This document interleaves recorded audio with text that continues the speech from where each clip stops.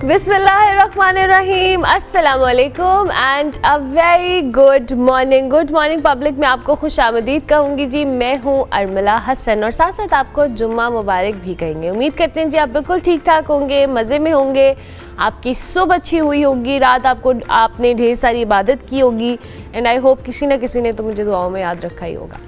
लेकिन कोई बात नहीं। और इसके साथ साथ अगर आप सुबह उठे हैं, आपकी कोई काम है, आपका मूड अच्छा नहीं है, आपका दिल नहीं कर रहा काम पे जाने को, लेकिन कोई बात नहीं, जाना तो पड़ेगा। हम भी आए हैं काम पे। अच्छा, वैसे मोस्ट ऑफ द टाइम कभी कभी मुझे लगता है कि मैं ना बहुत विद टाइम सुस्त हो रही हूँ, लेकिन फिर मैं जब अपने इर्द गिर्द लोगों को देखती हूँ, बात सुनती हूँ, अपने टीम मेंबर्स को देखती हूँ, तो मुझे लगता है हम सब कहीं ना कहीं सुस्त हो रहे हैं। लेकिन कोई बात नहीं, ये सुस्ती आपको अन्य नज़र नहीं आती, तो इसके अलावा हम आपको नहीं कोई तंग करते। ये मैं आपको बोल बोल के बता देती हूँ, मैं सारे सीक्रेट्स रिवील कर देती हूँ अपने और अपनी टीम के कि हम क्या कर रहे हैं क्या नहीं। लेकिन कोई बात नहीं जी। इसके साथ साथ आपको कुछ खबरें देनी हैं। कल इम्पॉर्टेंट डेवलपमेंट्स थी। कुछ टर्की के जो सदर हैं वो यहाँ पर आए हुए थे और उनका ऐवान सदर आने पर बड़ा वालेहाना इस्तकबाल किया गया। उन्होंने कुछ इलेक्ट्रिक कार्स भी जो मेड इन टर्की थी वो प्राइम मिनिस्टर शहबाज शरीफ साहब को और प्रेसिडेंट को दी और इसके साथ साथ एक टेस्ट ड्राइव भी ली उनकी। और ये सारी चीज़ें कल के दिन में हुई और कल हमने पूरा दिन देखा। और तुर्की से दिफा समेत 24 हमारे मुआहदे भी हुए हैं और जो उनके प्रेसिडेंट की आमद के हवाले से बड़ी अच्छी एक डेवलपमेंट रही। मुख्तलिफ शोबों के अंदर ताउन के हवाले से कुछ बातचीत हुई, मुआहदे हुए।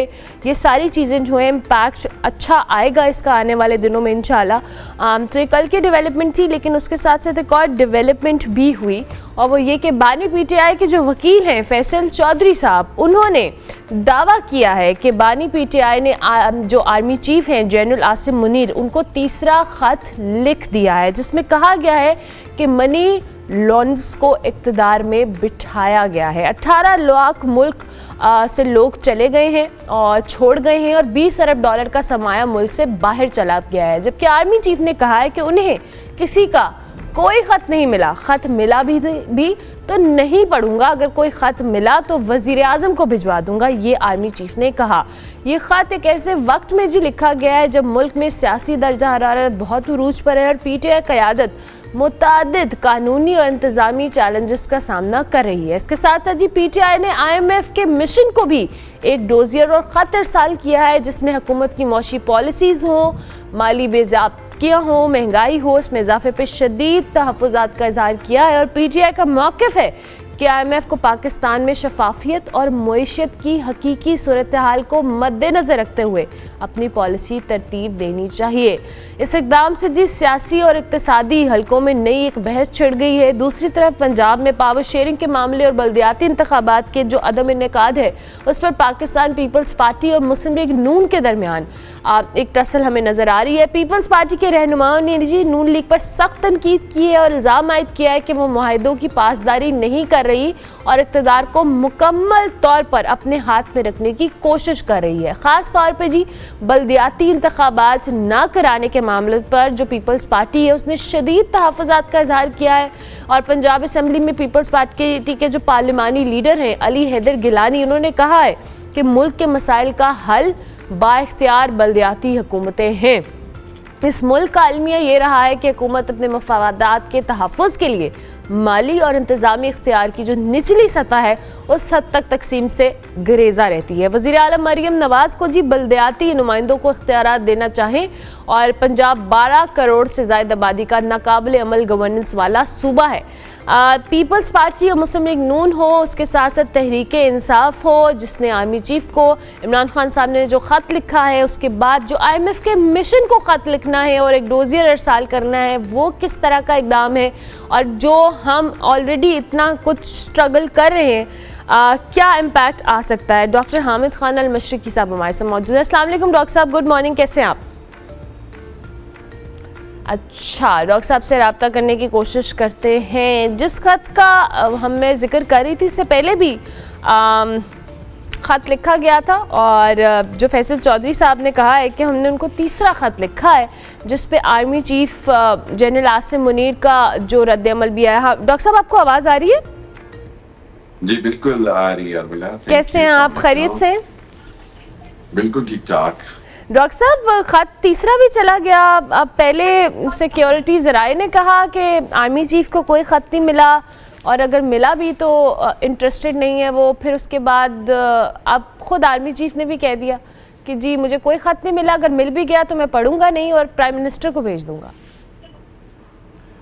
बिल्कुल, मैं समझता हूँ कि जैसे कि पूरी दुनिया में होता है कि जमहूरियत के अंदर वज़ीर आज़म को ही अगर कोई जमहूरी तौर पर कोई कुछ भी कहा जाता है तो वो जो वज़ीर आज़म के ज़रिए ही कहा जाता है।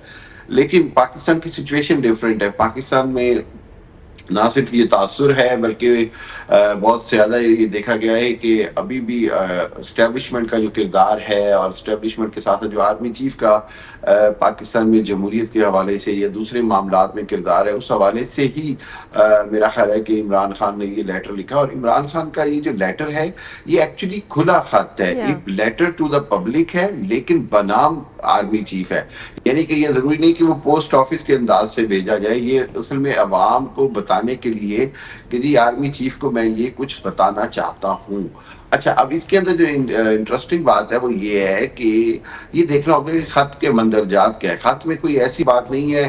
खत जो है वो दरअसल आर्मी चीफ को मौजूदा हुकूमत के खिलाफ एक चार्जशीट दी गई है जिसमें बताया गया है कि अगर इलेक्शन के बाद जिस अंदाज से भी ये हुकूमत बनी, उसके बाद उसके अंदर जो किरदार हैं पीटीआई के चेयरमैन के हवाले से वो मनी लॉन्ड्रर्स भी हैं, उसके अंदर मुल्क की जो इकोनॉमी है उसकी सूरत हाल को भी डिस्कस किया गया है कि किस अंदाज से जो है वो मईशत जो है वो कमज़ोर हो रही है, और उसके बाद जो बेरोजगार नौजवान हैं या जो मुल्क में बहुत सारे हुनरमंद टैलेंट्स हैं वो किस अंदाज से मुल्क छोड़ के जा रहे हैं।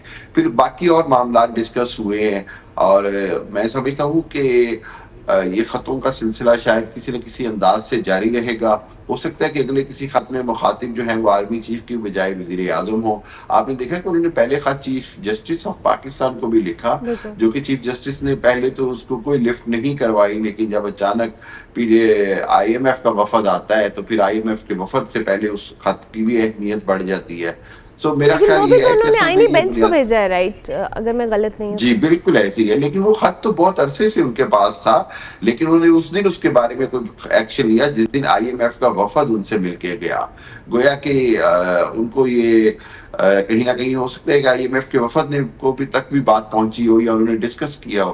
कहने का मकसद ये है कि जो पूरी दुनिया में होता है वो इस तरह के खुले खत का जो होता है वो एक पब्लिक प्रेशर आता है, और उस प्रेशर की वजह से ही मामलात को आगे चलाया जाता है। अच्छा डॉक्टर, सॉरी मैं आपको कता कलामी की माज़रत खाऊं, लेकिन अभी चूंकि आपने बात की कि पूरी दुनिया में ऐसा होता है, लेकिन अब मसला ये है कि एक पहला ख़त गया था, उसका रिस्पांस नहीं आया, फिर दूसरा ख़त जो आपने कहा पब्लिक मैसेज होता है, ये एक अलामती तौर पे आप इसको ख़त कह लेते हैं। लेकिन अब आर्मी चीफ जब खुद भी कह रहे हैं, उसके बाद अब IMF के मिशन को डोजियर और ख़त अरसाल करना तहरीक इंसाफ की, आप इस स्ट्रैटेजी को क्या समझते हैं? क्योंकि आपको हम सब कहीं ना कहीं जानते हैं कि हम अपनी मईशत को सहारा देते हैं IMF से कर्जा लेकर, IMF से मुआहदे कर कर, और जिस अंदाज में चेक एंड बैलेंस हम पे किया जाता है, यानी चीफ जस्टिस ऑफ पाकिस्तान से जाके मिलना और अदालती मामलात तक पे IMF की नज़र होना, हम ऑलरेडी बड़ा स्ट्रगल कर रहे हैं। बिल्कुल, मैं ही समझता हूँ कि मेरे लिए बड़ा परेशान कुन है कि IMF का इस अंदाज में पाकिस्तान के मामलात में मुदाखलत करना कि चीफ इलेक्शन कमिश्नर से पहले मिलना, फिर इलेक्शंस के वक्त, उसके बाद अब chief of justice of Pakistan से मिलना, जेल में जाके वफद का इमरान खान से मिलना, और एस्टेब्लिशमेंट से बहुत सारी यकीन दहानियाँ लेना। इससे ये जाहिर होता है कि IMF का हुकूमत पर एतमाद नहीं है। हुकूमत की साख जो है वो IMF के सामने कोई इतनी अच्छी नहीं। ये भी बदकिस्मती है कि तहरीक इंसाफ इस तरह का डोजियर दे रही है। मेरा ख्याल ये कि घर के मामलात को घर में रखना और घर में रख कर सुधारना ही बेहतर होता है, और कोशिश भी यही होनी चाहिए कि घर का जो है वो या पाकिस्तान की बेइज्जती या पाकिस्तान के जो भी मामलात हैं वो मुल्क से बाहर ना जाए। लेकिन इसके अंदर मैं समझता हूँ कि सभी कसूरवार हैं। खुद हुकूमत की बहुत बड़ी गलती है, और उसके बाद इमरान खान साहब को भी सोचना चाहिए कि पाकिस्तान में अगर IMF को इस तरह डोजियर देते हैं तो उसमें बहरहाल पाकिस्तान के जो मुल्की मुफाद है अगर उसको तो नहीं कहीं ठेस पहुंचती है, लेकिन किसी भी हालत में पाकिस्तान के वकार को कंप्रोमाइज़ नहीं करना चाहिए। हुकूमत को यह हर सूरत सोचना होगा। वक़ार को कॉम्प्रोमाइज़ नहीं करना चाहिए। अब तहरीक इंसाफ या इमरान खान साहब हो, डॉक्टर साहब बात नहीं कर रहे हुकूमत से, वो मतलब मुज़ाकरात का फेज़ चला, कोई चौथी मीटिंग से पहले ही बैकआउट कर गए और फिर हुकूमत ने कहा जी हम तो इंतज़ार करते रह गए। अब बातचीत वो हुकूमत से नहीं करना चाहते, जहाँ वो ख़त लिख रहे हैं जवाब नहीं आ रहा, IMF तक के पास चले गए, इंटरनेशनल प्लेटफॉर्म्स का सहारा ले रहे हैं। और आपने भी बड़ी अच्छी बात की कि घर के मामलात को घर में सुलझाना है, लेकिन ये सुलझने के लिए कोई राह भी तो निकलनी चाहिए ना, जो अभी बज़ाहिर तौर पर नज़र नहीं आ रही। देखिए अर्मिला, बात यह है कि पीटीआई के पास, तहरीक इंसाफ के पास खोने को कुछ नहीं है। आप देखिए कि इमरान खान साहब के साथ जो कुछ हो गया या तहरीक इंसाफ के साथ जो कुछ हो रहा है, इससे ज्यादा इमरान खान के साहब के क्या हो सकता है कि जेल में डाल दिया गया, उनकी वाइफ को जेल में डाल दिया गया, उनकी पार्टी की क़यादत जो है या उनकी पार्टी की जो आधी से ज्यादा लीडरशिप है वो गायब है या पार्टी छोड़ चुकी है। पंजाब में लीडरशिप के साथ क्या हुआ, बाकी सूबों में क्या हुआ, KPK में क्या हो रहा है। सो मेरा ख्याल ये है कि जो पीटीआई की तरफ से, जिसको आप कहते हैं कि अंग्रेजी में डेस्परेट मेजर्स हो रहे हैं, यानी कि हर हालत में कुछ ना कुछ हर ऑप्शन को इस्तेमाल करने की कोशिश हो रही है। लेकिन दूसरी जानिब पीटीआई भी ये जानती है और हुकूमत भी ये जानती है कि पीटीआई के बहुत सारे मुतालबात ऐसे हैं जो अगर मान लिए जाएं तो खुद हुकूमत का कायम रहना नामुमकिन जाए, चाहे वो इलेक्शन के हवाले से तहकीकात हो, जुडिशल कमीशन हो या बहुत सारे मामलात हो। सो मामलात ऐसी जगह पर जा रहे हैं जहां पर दोनों को जरूरत है एक दूसरे को, मैं समझता हूँ कि गुंजाइश दे, एक दूसरे के लिए रास्ता पैदा करें, बजाय ये कि बहुत ज्यादा टकराव की तरफ सूरत हाल जाए। टकराव जो है वो ना मुल्क के लिए अच्छा है ना जमहूरियत के लिए।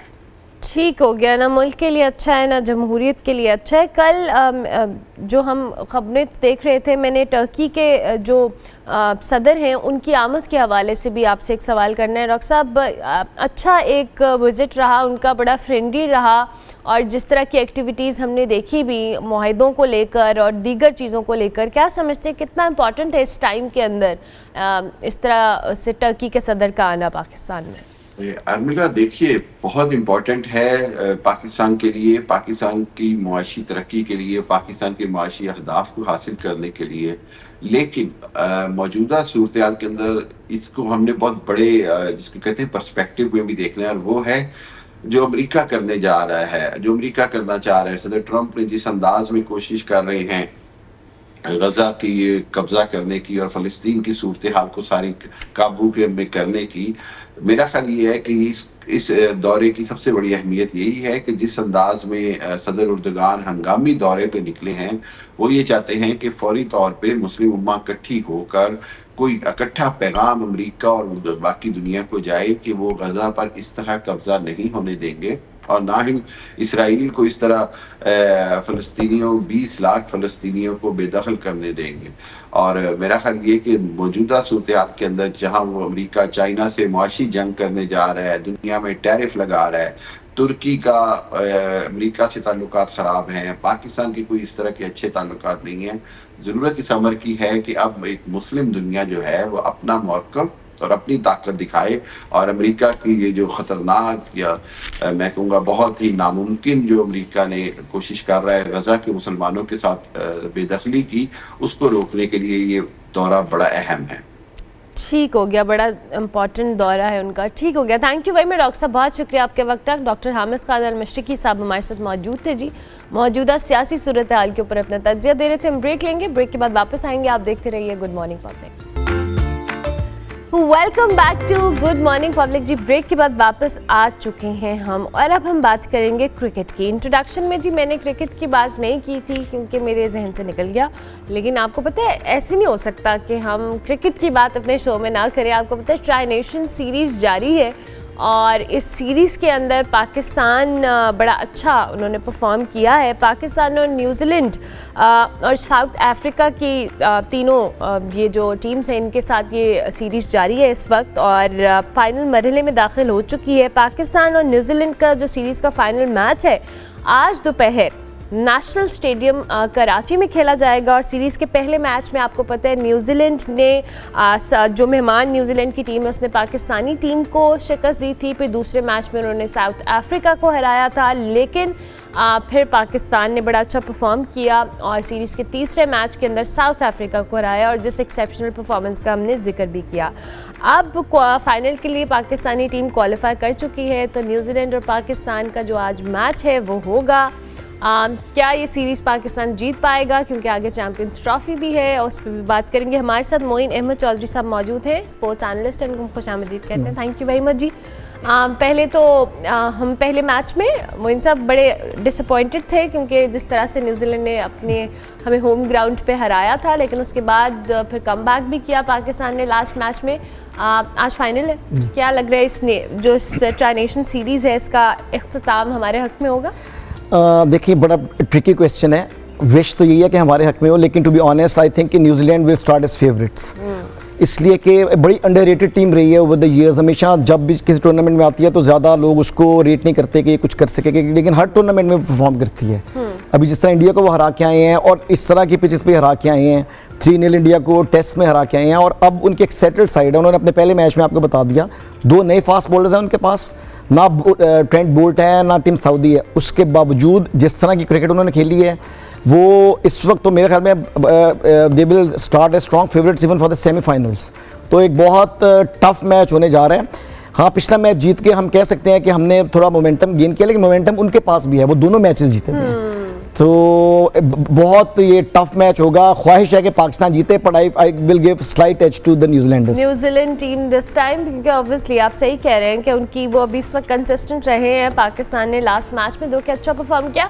ओवरऑल टीम परफॉर्मेंस की बात करें, मुझे सब कैसा लगता है, क्योंकि जाहिर है हमने देखा कि हमने पहले मैच में खासा स्ट्रगल किया, हमारे बैटिंग लाइनअप में भी, इवन हमारे बॉलर्स ने भी, लेकिन दूसरे में जो मिडिल ऑर्डर जिस पे हम बहुत क्रिटिसाइज कर रहे थे, it performed really well. Salman Ali Agar, जो हम मोहम्मद रिजवान की बात कर रहे हैं, अब चीज़ें थोड़ी कंसिस्टेंट हो रही हैं। डू यू थिंक कि हम सिर्फ एक मैच में जज नहीं कर सकते हम, क्योंकि वही बात कि पाकिस्तान की जो लोग कहते हैं कि the only thing predictable about Pakistan is unpredictability. या एब्सोल्युटली। तो वो अब क्योंकि हम इसको हम जज कर लेते हैं और फिर अगला मैच में डिसअपॉइंट करता है, लेकिन बहुत अच्छा खेले रिजवान, जितनी तारीफ की जाए कम है, क्योंकि हम नॉर्मली कोलैप्स करते हैं सिचुएशन से। उस दिन दोनों ने जिस तरह का they had a very sound head with them, और दोनों ने प्रूव किया और इससे बड़ा मोरल बूस्ट हुआ है पाकिस्तान टीम का। इवन फ़खर को कॉन्फिडेंस मिला होगा कि अगर मैं नहीं भी चलता हूँ तो मेरे नीचे लोग परफॉर्म कर सकते हैं। द इशू जो हमें फेस करना पड़ रहा है हमारी बॉलिंग है। ये शाहीन शाह अफरीदी 2 साल पहले वाला शाहीन शाह अफरीदी नहीं है जिसकी बॉल स्विंग होकर अंदर आता था पहला और पैड्स पे लगता था, LBW होता था। He has lost his pace for sure, he has. I mean आपका ये नंबर 1 बॉलर है स्टिल, लेकिन इसकी वो पेस नहीं है जो उस वक्त हुआ करती थी। बहुत ज़्यादा डिसअपॉइंटमेंट हो रही है नसीम शाह को देखकर, क्योंकि नसीम शाह एक इतना ज़बरदस्त टैलेंट मिला था, लेकिन मुझे नहीं याद आता कि आखिरी बार उसने कब पाकिस्तान को अपनी बॉलिंग से मैच जिताया। और आपका सबसे अच्छा परफॉर्मर जो इस वक्त चल रहा था, जो ऑस्ट्रेलिया में मैन ऑफ द सीरीज बन के आया, वो हारिस रऊफ था। वो भी इंजर्ड और वो लास्ट मैच भी हम प्रॉब्ली इसलिए हारे ज़्यादा कि वो जो आखिरी 4 ओवर्स हारिस रऊफ नहीं कर सका, तो आखिरी 3 ओवर्स में हमें 59 रन पड़े हैं। तो हारिस रऊफ होता तो प्रॉब्ली उतना कॉस्ट ना करता और 300 तक पाकिस्तान न्यूजीलैंड को रोक लेता, तो हम मैच में रहते। तो वो बहुत बड़ा फैक्टर था पहला मैच हारने में। तो हारिस रऊफ की एब्सेंस वो हमें कॉस्ट कर सकती है। हाँ, मेरा ज़ाती ख्याल है, जो कि शायद ये नहीं करेंगे, कि उनको जो आकिफ लड़का है वो बड़ा निपी है, बड़ी अच्छी बॉलिंग करता है, प्लस एक लेफ्ट आर्म का एंगल आपको और मिल जाएगा। हसनैन बिल्कुल एक आई मीन के he is a good bowler, लेकिन वो उस तरह नहीं, आपको याद होगा उसका भी कि उसने लास्ट टाइम कब वनडे में कोई 3-4 विकेट्स ली होंगी, तो उसको ट्राई किया जा सकता है। जो कंसर्न है वो बॉलिंग लाइनअप पे है। बैटिंग हमारी जो है इस वक्त, आपका फ़खर भी फॉर्म में आ गया है, रिजवान भी फॉर्म में है, या सलमान अली आगा भी फॉर्म में है। हाँ, अल्लाह करे बाबर आज चल जाए, बाबर फॉर्म में आ जाए, इट्स वेरी इंपॉर्टेंट। हम अगर आज जीतते हैं तो बड़ा ज़बरदस्त मोरल के साथ हम चैंपियंस ट्रॉफी में एंटर होंगे। डेफिनेटली वी ऑल वांट के बाबर भी अपनी फॉर्म में आए, क्योंकि जाहिर है उनके ऊपर भी बहुत कुछ हम रिलाई कर रहे होते हैं। अच्छा मोइन साहब, जैसे आपने भी कहा कि बॉलिंग में हम स्ट्रगल कर रहे हैं, बट जब हम साइम अयूब की इंजरी के बारे में हमने सुना भी और देखा भी, उसके बाद हमारा बैटिंग लाइनअप भी बड़ा डिस्टर्ब हुआ एंड वी वर स्ट्रगलिंग, और हम ढूंढ रहे थे या हम कंफ्यूज थे, I am not sure about it. हाँ, इसी तरह बॉलिंग लाइनअप में भी अब हारिस रऊफ के जाने से, जैसे आप कह रहे हैं, उसके अलावा भी मैं मुख्तलिफ एनालिस्ट को सुनी थी, पीपल आर कंसर्न्ड कि हम एक प्लेयर के इंजर होने से, जाने से, उसकी अवेलेबल ना होने से हर चीज़ में स्ट्रगल करना शुरू हो जाते हैं। इसकी रीज़न जी एब्सोल्युटली, क्योंकि बैकअप्स हमने तैयार नहीं किए हुए होते। आप अगर देखें, आप 2021 के T20 वर्ल्ड कप से देखें तो यही 3 बॉलर्स आपके चल रहे हैं, हारिस रऊफ, शाहीन शाह अफरीदी और नसीम शाह, यही चल रहे हैं। बैकअप में आपके पास हसनैन है, जो कि जब तक उसका एक्शन रिपोर्ट नहीं हुआ था वो काफ़ी तेज़ बॉलिंग करता था। एक्शन रिपोर्ट होने के बाद ये स्ट्रगल्ड, ही स्टिल गुड, लेकिन वो उसकी वो वाली निप नहीं आ रही है जो उसकी एक्शन रिपोर्ट होने से पहले आ रही थी। तो चीज़ें अब आपके पास ये 4 बॉलर्स को लेके आप चल रहे थे, आप कहते हैं दुनिया का बेस्ट पेस अटैक, और उस वक्त था भी क्योंकि पेस थी। आप ये देखें, ये एशिया कप में जो वर्ल्ड कप से पहले एशिया कप हुआ था 50 और वर्ल्ड कप से पहले, उसमें इंजर हुआ था नसीम शाह। उसके बाद से he is not been the same bowler, he has not been.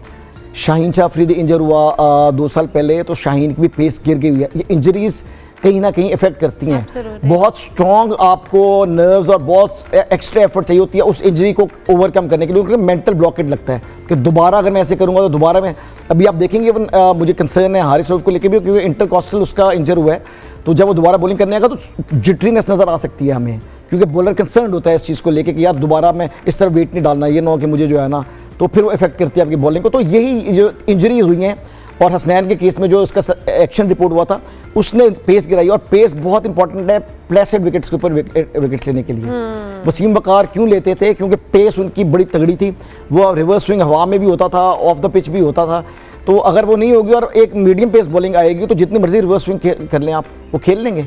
जिस तरह ग्लेन फिलिप्स ने शाहीन को खेला उस दिन, आई मीन वो भी एक पीस ऑफ आर्ट था जो रिवर्स पे उसने उसके किया। तो थोड़ा सा ब्लॉकेट भी है शाहीन का, मैं देखता हूँ कि वो एक जगह पे फिर उसको गुस्सा आ जाता है कि मैंने इधर से विकेट लेनी है, उसको चेंज करना चाहिए कि नहीं, अगर मैं ब्लॉक होल में करूँगा ठीक है, 1-2 छक्के पड़ भी जाएंगे, लेकिन विकेट लेने का भी चांस होता है। विकेट्स के अंदर ब्लॉक होल में बॉलिंग मस्ट होती है, लेकिन हर बॉलर का अपना थॉट प्रोसेस होता है। चैंपियंस ट्रॉफी के लिए जाहिर है अभी ये ट्राई नेशन सीरीज़ है, इसमें तो हम परफॉर्मेंस को डिस्कस कर रहे हैं, but at the end of the day 8 teams ने आना है जो घर से खेलने के लिए निकले हैं, they have prepared really well, और जब वो हम हमारी टीम को देख रहे हैं तो जाहिर उसके अकॉर्डिंगली तैयारी भी कर रहे होंगे।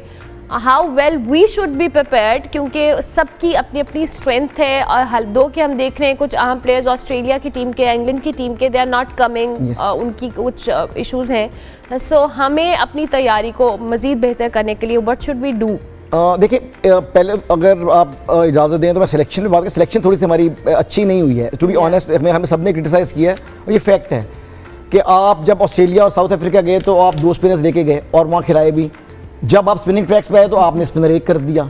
इसके पीछे क्या साइंस है? साइम अयूब का आपने बात की, मैसिव सेटबैक है, क्योंकि a player in form at the right time at the right moment is very important. और उससे भी ज़्यादा सेटबैक है उसकी जो बॉलिंग कर रहा था वो, क्योंकि वो इतनी अच्छी लेंथ पे कैरम बॉल करता है, जो कि इवन बड़े बड़े कैरम बॉल करने वाले अश्विन भी है उस लेंथ पे नहीं फेंक सकता जिस लेंथ पे वो फेंक रहा था।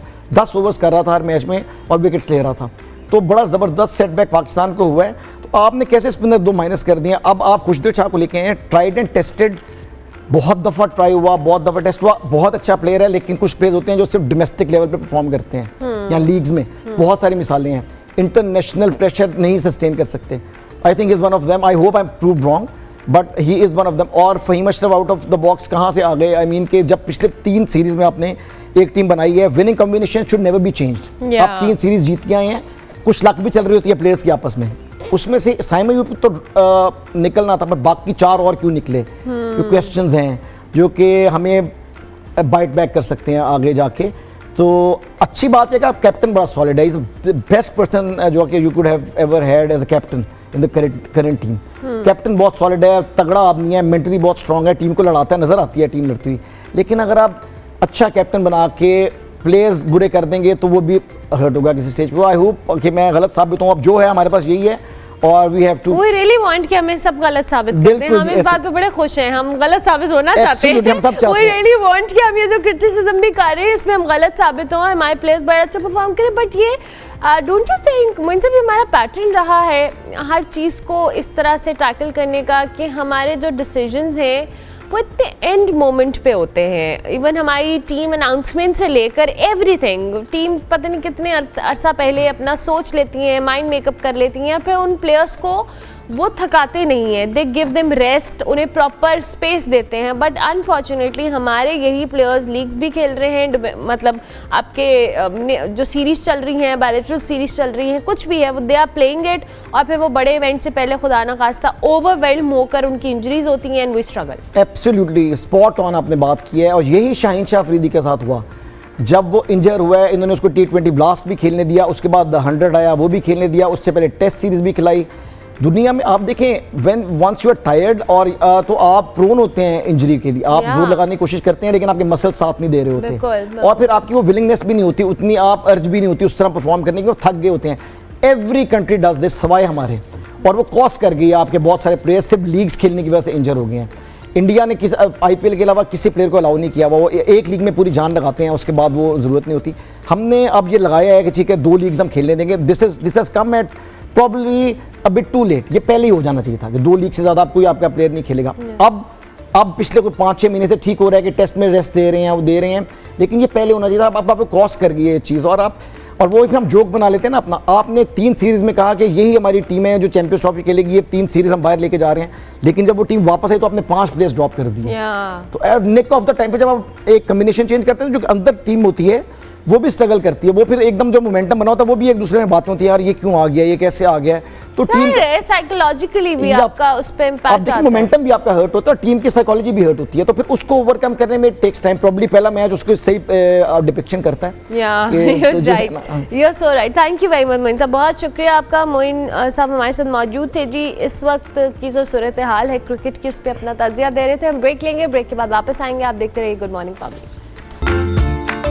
Welcome back to good morning public ji. Break के बाद वापस आ चुके हैं हम। अब आपकी मुलाकात हम एक ऐसी शख्सियत से करवाते हैं जिनको पहाड़ों में रहने का बहुत ज़्यादा शौक़ है, एक्सेप्शनल एक्सप्लोरर हैं, स्टोरी टेलर हैं, ना सिर्फ पाकिस्तान के बुलंद तरीन पहाड़ों को सर करने का शौक़ और जुनून रखते हैं, बल्कि इनके खूबसूरत मनाजिर और छुपे हुए किस्से भी दुनिया तक पहुंचाने, इनको बताने के मिशन के ऊपर है। इनकी डॉक्यूमेंट्रीज़ और एक्सपेडिशंस के हवाले से हम बात करें तो उन्होंने बहुत सारे अफराद को इंस्पायर किया है, और बल्कि पाकिस्तान का जो माउंटेनियरिंग हेरिटेज है उसको भी बहुत ज़्यादा प्रोमिनेंट करने में इन्होंने रोल अदा किया है। इनका जो प्लेटफॉर्म है जी, एक्सप्लोर एंड एक्सपीड, एक ऐसा दरवाज़ा कह लें जो हमें कराकरम की हसीन वादियों की बात करें, एंशियंट ट्रेल्स की बात करें, मकामी जो सकाफ़त है उसके हवाले से बात करें। हम आज खालिद महमूद साहब हमारे साथ मौजूद हैं, इनसे बात करेंगे इनके इस प्लेटफॉर्म के हवाले से, इनका जो ये जर्नी है वो अब तक कैसा रहा है। Thank you very much Khalid साहब, बहुत शुक्रिया। अस्सलाम वालेकुम, कैसे हैं आप? वालेकुम सलाम, thank you so much for having me here. Thank you so much for joining us on our show. मैं सबसे पहले आपके पहले एडवेंचर की कहानी सुनना चाहती हूँ। ये सफ़र शुरू कैसे हुआ और अब तक का तो जो सफ़र है वो तो हम आगे जाके आपसे जानेंगे, लेकिन आगाज़ हर चीज़ का कुछ ना कुछ बड़ा इंटरेस्टिंग और थ्रिलिंग होता है, तो आपका कैसा रहा? एग्जैक्टली सबसे पहला जो मेरा एडवेंचर था कराकरम के ऊपर, दैट वाज गोंडोगोरो ला इसको बोलते हैं, और K2 बेस कैंप भी इसको बोला जाता है। ये अगर हम K2 बेस कैंप ट्रैक की बात करें कि दुनिया में जो 10 फेमस ट्रैक हैं उनमें से एक जो है वो K2 बेस कैंप और गोंडोगोरो ला है। ये बेसिकली एक लूप बनता है, आप स्कर्दू से जाते हैं अस्कोले जीप पे, और अस्कोले से फिर इसकी हाइकिंग स्टार्ट होती है, फिर आप 5 दिनों बाद K2 बेस कैंप पहुंचते हैं, 5 से 6 दिनों में। देन फिर एक पास है K2 के बिल्कुल साथ ही, उसको गोंडोगोरो ला बोलते हैं, उसको क्रॉस करने के बाद 3 से 4 दिन लगते हैं और आप खुशे पहुंच जाते हैं। तो ये 10 से 12 दिन का ट्रैकिंग जर्नी बनता है ये, और दुनिया के 10 मोस्ट जो फेमस ट्रैक हैं उनमें से एक ट्रैक ये वाला है।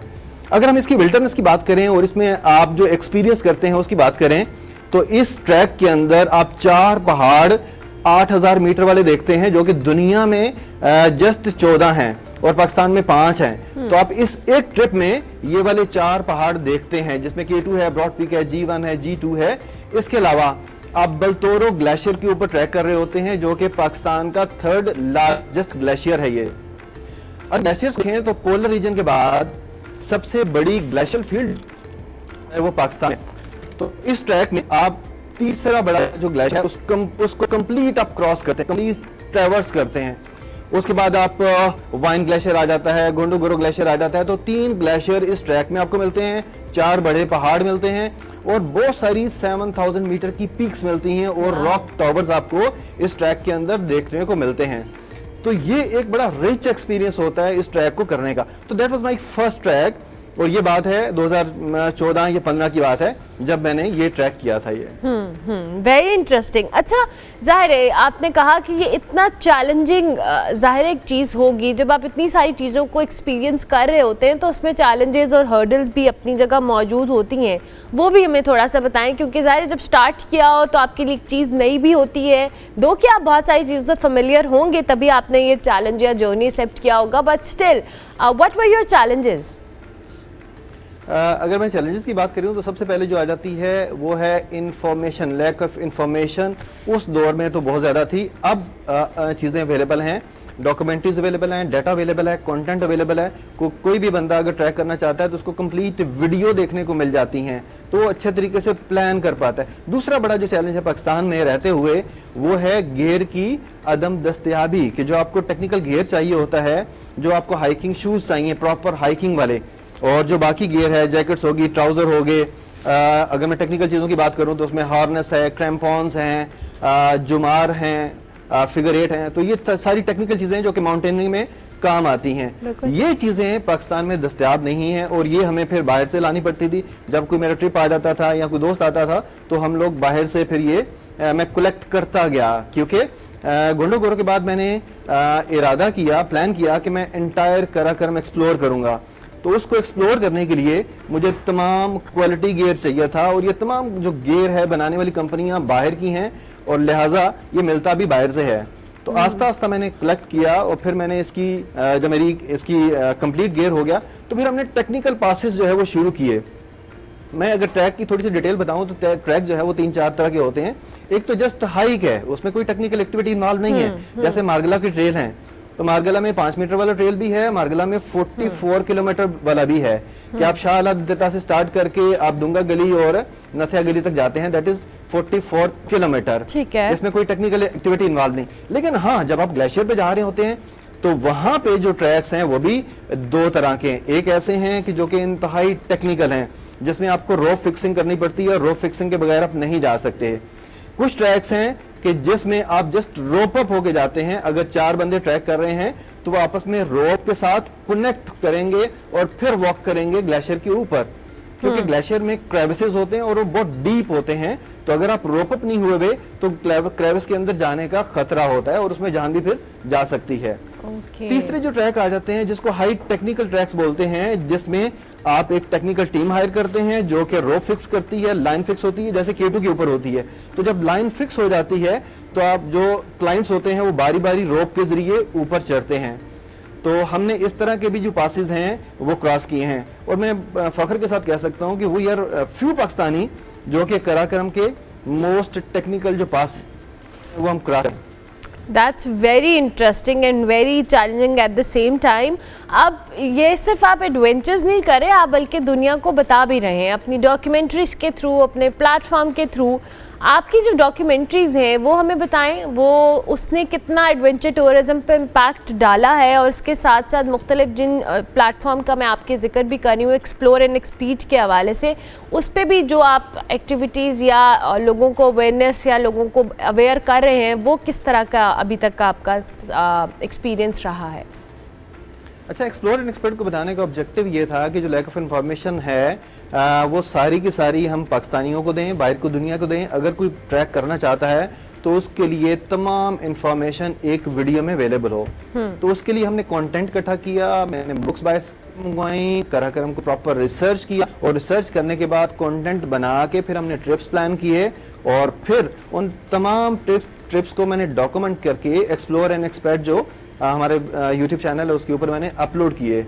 तो अब जो है आने वाले लोगों के लिए वो इतनी मुश्किल नहीं है। हाँ, इन डॉक्यूमेंट्रीज ने बहुत सारी अवेयरनेस दी, और इन डॉक्यूमेंट्रीज के थ्रू बहुत से लोगों ने ट्रैक प्लान भी किए, और मुझे उन्होंने फीडबैक भी दिया कि आपकी फलां वीडियो देख के हमने ये वाला ट्रिप प्लान किया था, और आपकी फलां वीडियो देख के हमने ये ट्रिप प्लान किया था। तो आने वाले वक्तों में क्योंकि इतनी ज़्यादा डॉक्यूमेंट्रीज अवेलेबल हो जाएंगी कि किसी के लिए भी ट्रिप प्लान करना मुश्किल नहीं होगा।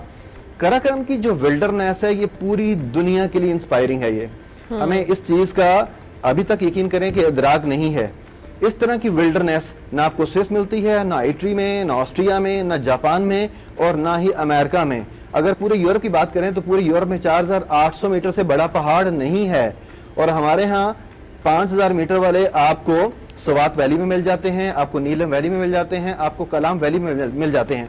तो इतने करीब करीब आपके 5000 वाले, 6000 वाले पहाड़ अवेलेबल, और कराची वाले आप इमेजिन करें कि मोर देन 100 हैं।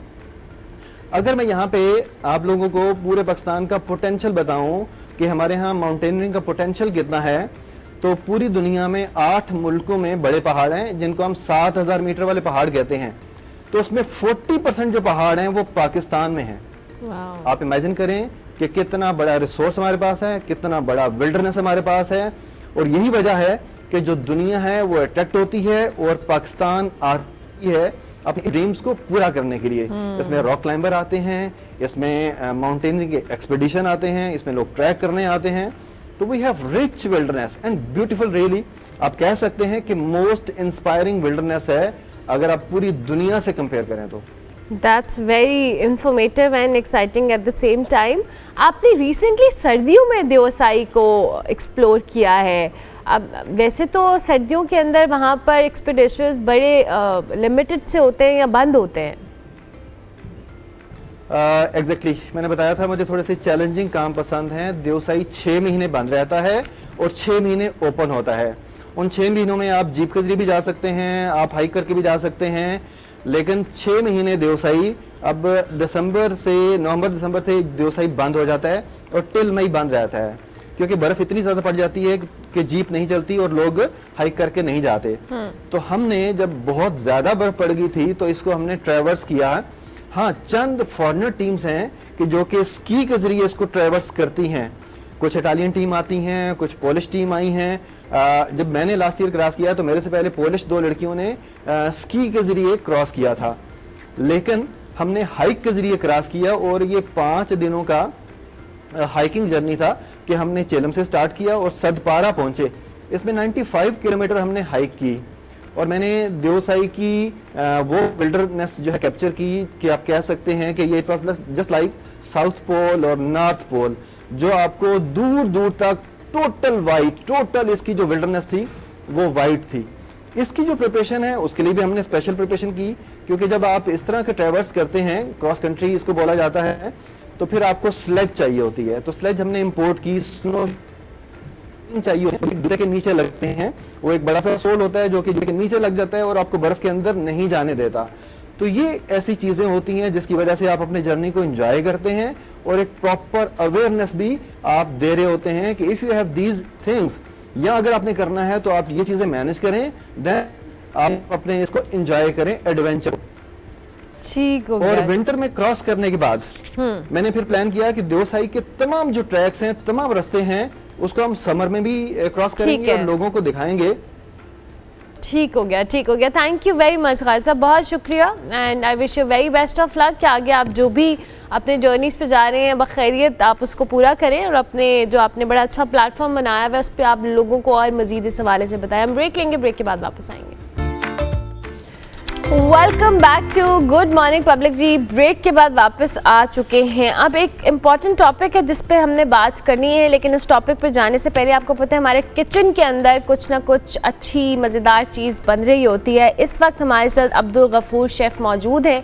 अस्सलाम वालेकुम जी। वालेकुम अस्सलाम जी। क्या हाल है आपके? अल्हम्दुलिल्लाह मैम। क्या बना रहे हैं आज आप? मैम मैं आज पालक पापड़ी चाट बना रहा हूँ। पालक पापड़ी चाट? जी मैम। ओके। जैसे कि आपको पता है आगे रमज़ान आने वाले हैं, बिल्कुल, तो रोज़े के बाद पालक पापड़ी चाट ना हो तो मज़ा नहीं आता। क्या बात है। अच्छा, मैंने ये कभी नहीं सुना पालक का इस्तेमाल पापड़ी चाट के अंदर। कचौरी चाट खाया होगा, समोसा चाट खाया होगा, चना चाट खाया होगा, लेकिन मैं आज आपको पालक पापड़ी चाट खिलाऊंगा। अच्छा, तो मुझे ये बताएं कि इस आपकी वैसे कुजीन कौन सी स्पेशलिटी है जिस कुजीन में आप एक्सपर्ट हो? जी मैम, कॉन्टिनेंटल मेरी स्पेशलिटी है। ओके। और पास्तास वगैरह, इटालियन भी आप कर लेते हैं? बिल्कुल। ज़बरदस्त। तो आज क्या क्या चीज़ें रिक्वायर्ड होंगी इस डिश के लिए? मैम इसके लिए हम 3 तरह की चटनी बना रहे हैं। आलू बुखारे की चटनी बना रहे हैं, इमली की चटनी बना रहे हैं और जिसमें मैं योगर्ट की चटनी बना रहे हैं। ठीक हो गया, ठीक हो गया। चलिए आप अपना काम जारी रखें। जी मैम। तो मैं आपके पास दोबारा आती हूँ, लेकिन जो टॉपिक हमने डिस्कस करना है,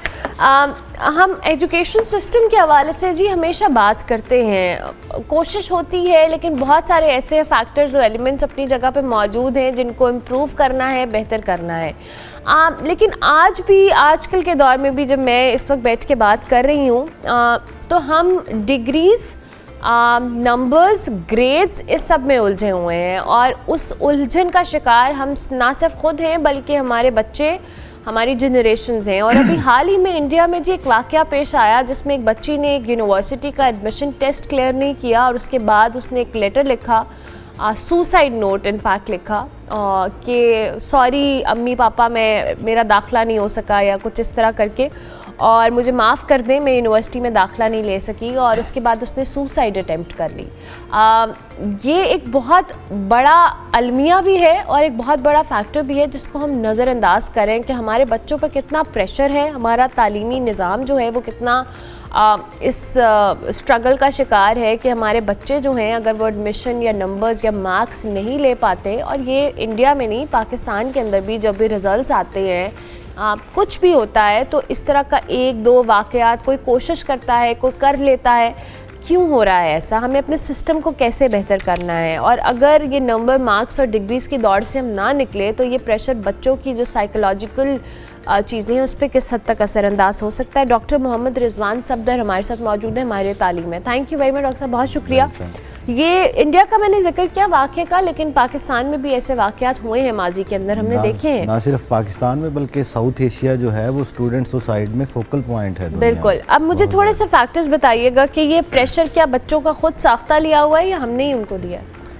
खुद साख्ता तो नहीं होता। देखें, सब आप बाहर निकलें, सबसे पहला आप देखेंगे बड़े बड़े बिल बोर्ड्स लगे हुए हैं, उन बिल बोर्ड्स के ऊपर स्टूडेंट्स की तस्वीरें लगी हुई हैं जो कामयाब हुए हैं, जिन्होंने पूरे के पूरे नंबर लिए हैं या 90% से ऊपर नंबर लिए हैं। और जो स्कूल्स हैं, जो कॉलेजेस हैं और जो प्राइवेट यूनिवर्सिटीज़ हैं वो उनको इस तरह से एडवर्टीज़ कर रही हैं, क्योंकि बिज़नेस के साथ जोड़ दिया एजुकेशन को, प्राइवेटाइज़ कर दिया एजुकेशन को।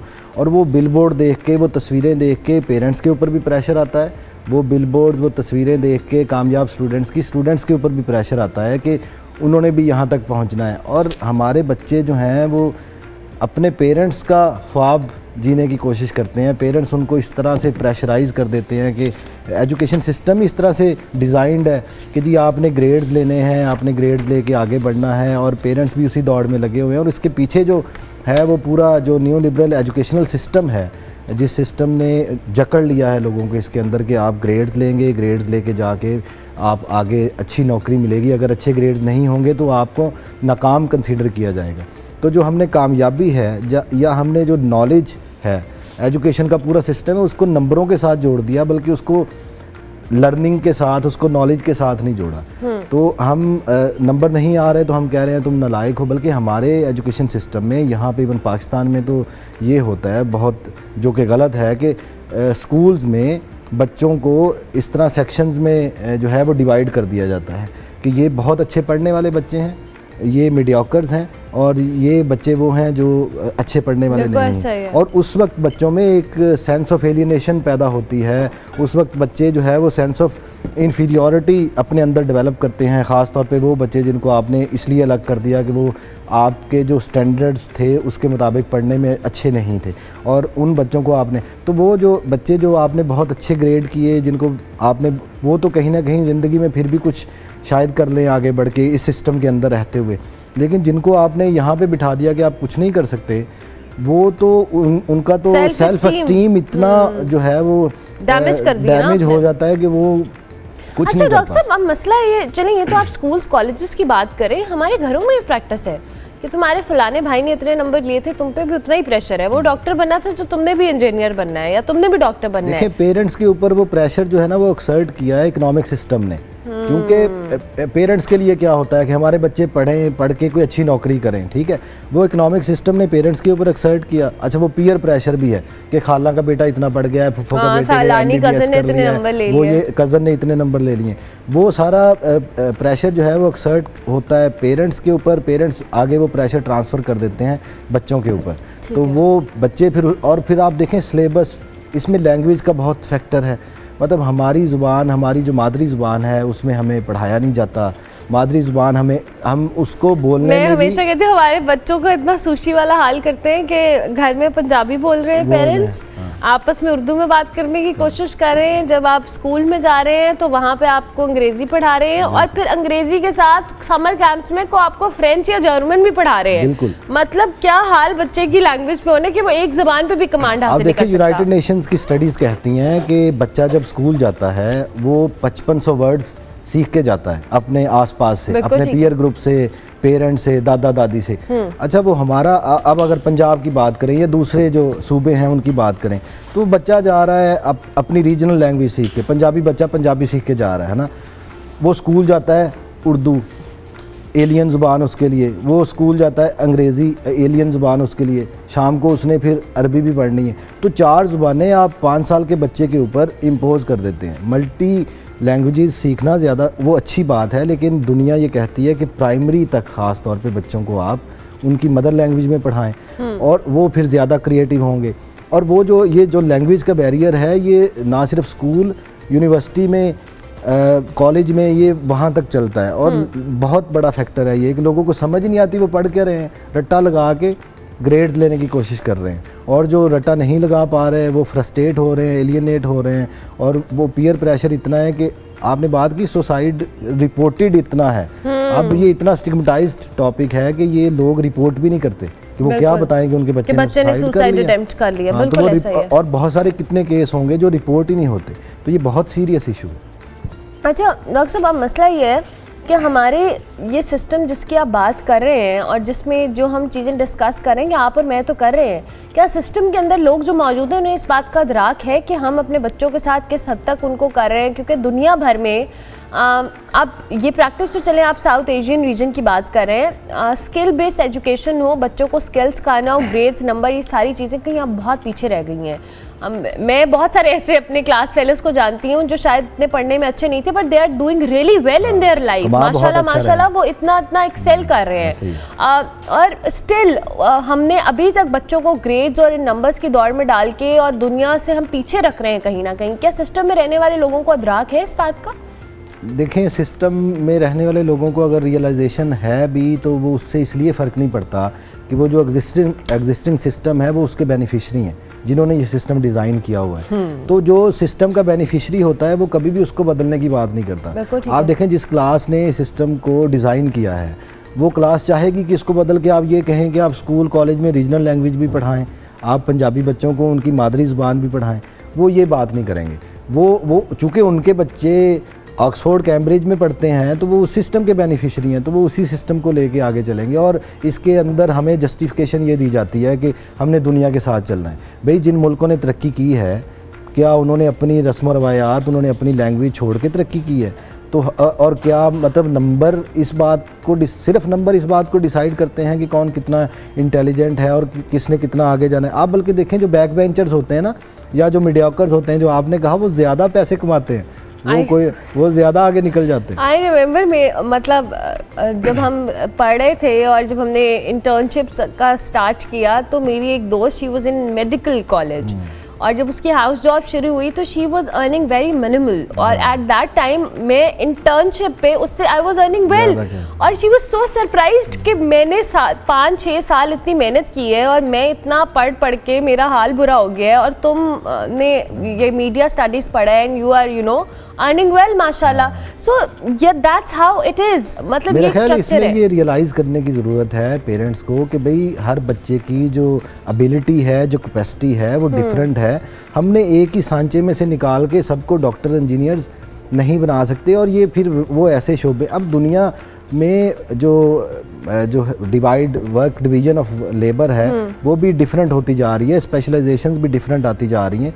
अब हम पुरानी चीज़ों पे लगे हुए हैं कि हमने अपने बच्चे को 2-3 शोबों में लेके जाना है और उन्हीं की बात करनी है। तो मेरा ख्याल है कि स्पेशलाइजेशन हम ये देखें कि बच्चे की कितनी कैपेबिलिटी है, कितनी उसके अंदर कैपेसिटी है, और हर बच्चे के अंदर डिफरेंट तरह की कैपेसिटी है, हम उसको उस तरफ लेके जाएं। और ये स्कूल्स की भी जिम्मेदारी है कि बच्चों का पोटेंशियल गेज करें और उसके मुताबिक उनको ट्रेन किया जाए। ये यूनिवर्सिटीज़ में भी, ये कॉलेजेस में भी होना चाहिए, और ताकि वो जब वो अपने जहन के मुताबिक, अपने शौक़ के मुताबिक करेंगे, वो डिप्रेशन में नहीं जाएंगे, और डिप्रेशन में नहीं जाएंगे तो ज़ाहिर है उनको सुसाइडल थॉट्स नहीं आएंगी, इतना प्रेशर उनके ऊपर नहीं होगा कि वो इस तरह का कदम उठाएं। बिल्कुल ठीक है।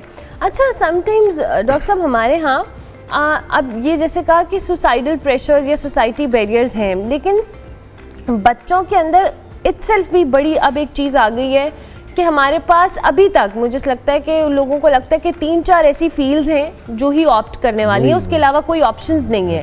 हालांकि अब डिजिटल प्लेटफॉर्म्स पे भी देखा जाए, या हम AI वर्ल्ड में बात करें, सॉफ्टवेयर है, IT है, इतनी डाइवर्सिटी है पूरी दुनिया के अंदर। हम भी अभी तक कुछ फैमिली शायद अब इस चीज़ से निकल आई हैं और आर्टिस्ट वगैरह जब आते हैं, लेकिन still people has that thing in their mind कि हमारे पास 2-4 फील्ड्स हैं जो हम ऑप्ट कर सकते हैं, वही रिस्पेक्टेबल है।